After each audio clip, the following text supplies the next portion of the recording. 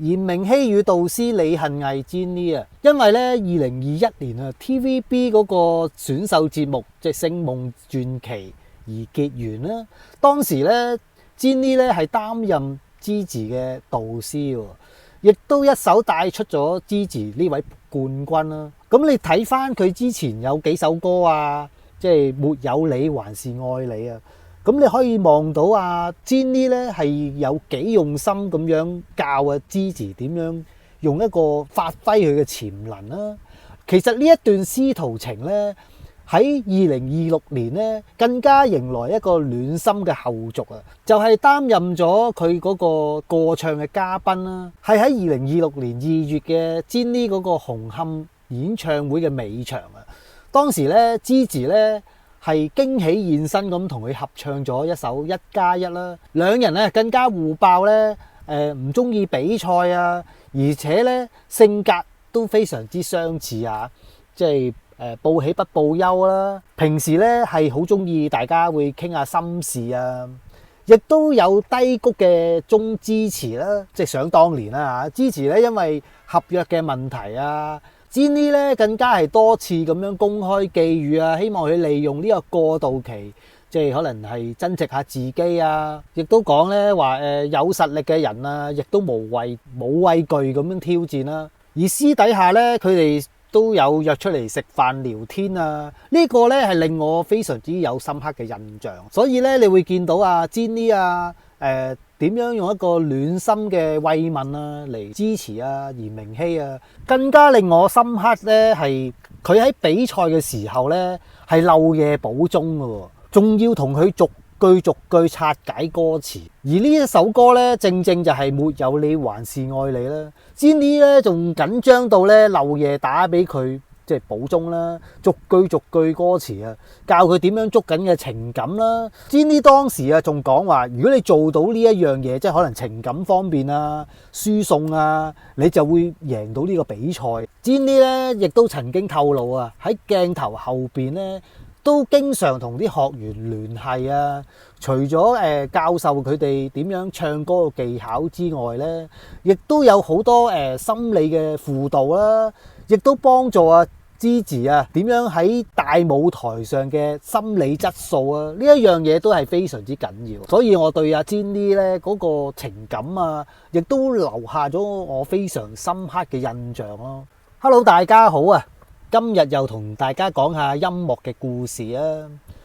咁今次咧就想講下阿 Jenny 啊李幸倪啊，佢最近咧就出咗首歌啦。咁嗰首歌咧就係叫做《你快樂嗎》。咁呢首歌係講啲咩嘅咧？係屬於成長啦、自我對話嘅主題啊。咁簡單啲嚟講咧，呢一首唔係情歌，而係寫佢喺生活啊、理想之間嘅掙扎嘅自己啊。呢一首歌係分開咗幾個層面嘅。第一個層面咧係承受低潮啊。佢找不到生活嘅哲理啦，唔知點樣爭氣啦，係說明咗咧成年人啊喺面對工作啊、試用期啊、現實壓力嘅無力感啊，同埋咧連活下去啊都需要勇氣啊。但係歌詞之中咧都未算係太過悲觀嘅。咁第二層咧就係話掉低從前很依賴的你，一起有過的家。其實係說明咗，可能係指分手啦，或者係離開一段親密嘅關係，或者係告別咗依賴某人嘅自己啦。同埋成功啊，唔係快樂嘅保證啊，因為有一個歌詞咧係寫話夢完成一剎，你會累嗎？其實第三層之中咧，呢個副歌當中咧，呢個咧係核心嘅追問啊。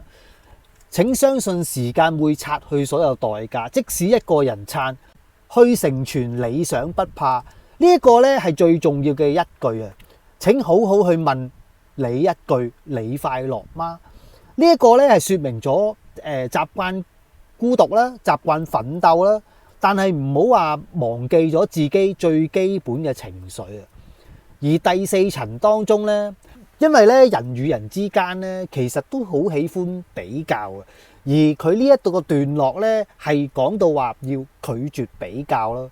人生嘅要快樂咧，旁人眼光咧不去理，承認你是你，讓你做你，誰亦都不要比。說明咗咧，其實社會咧競爭咧係非常之激烈啦。但係佢咧就話社會係鼓勵競爭啊，但快樂咧係來自接納自己嘅經歷啦，同埋傷痕啊。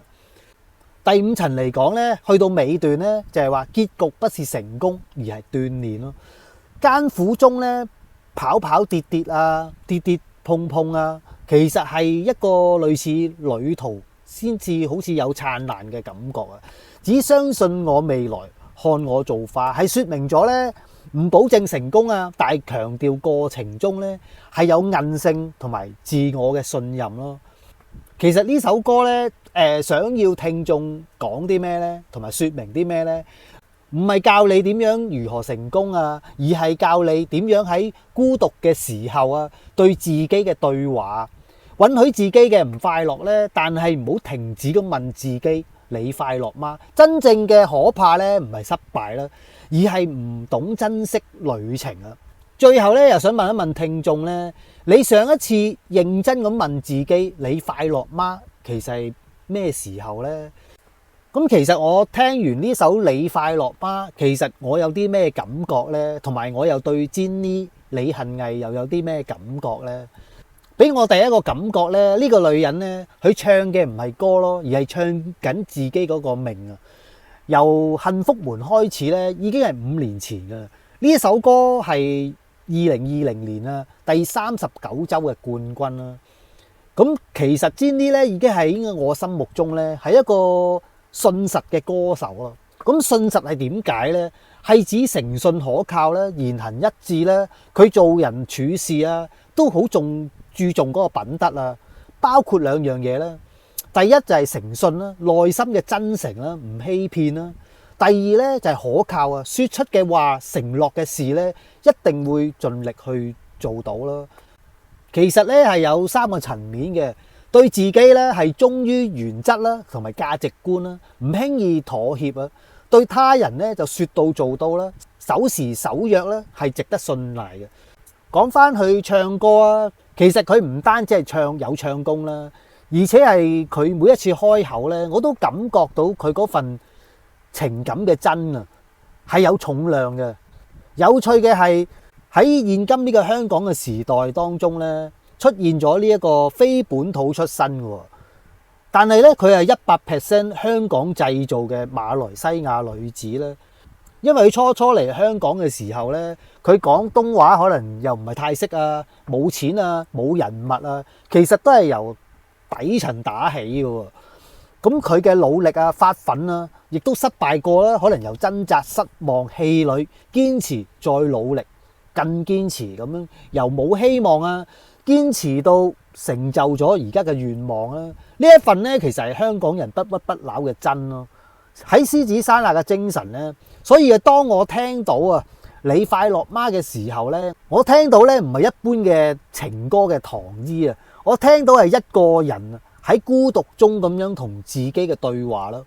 喺歌詞入邊啊，裏邊咧，即使係一個人撐住咧，亦都成全咗啊理想嘅不怕啦。我諗起 Jenny 當年咧，喺一個女仔咁嚟香港啦，可能冇屋企人喺佢身邊啊，聖誕節啊，可能喺自己屋企度食杯麵嘅日子啊，佢都捱得過啊！唔係因為佢特別幸運咯，而係因為佢啊選擇咗相信佢自己啊。